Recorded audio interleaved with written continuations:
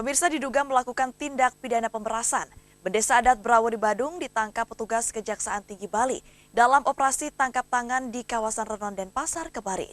Selain bendesa adat, seorang investor juga turut ditangkap dalam OTT ini. Kejaksaan Tinggi Bali melakukan operasi tangkap tangan terhadap bendesa adat Brawo KR. Pria usia 52 tahun ini ditangkap oleh Jaksa Tindak Pidana Khusus Kejati Bali di sebuah kafe kawasan Renon Denpasar, Kamis siang.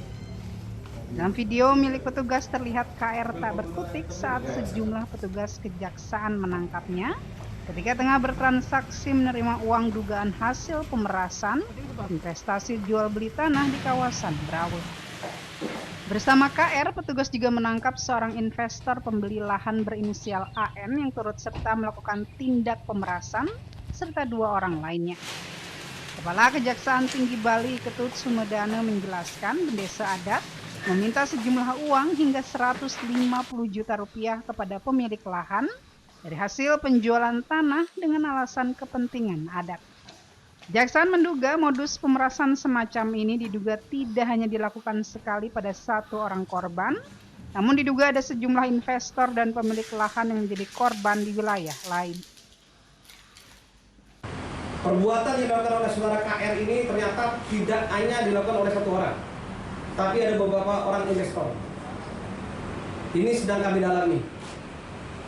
Dan ini terjadi tidak hanya di Bendesa atau Desa Brawo, tapi terjadi juga di daerah-daerah lain yang berpotensi kegiatan pariwisata. Dalam OTT ini, petugas juga menyita barang bukti berupa uang tunai sebesar 100 juta rupiah yang diduga hasil memeras seorang investor setelah transaksi jual beli tanah di Desa Adat Brawo.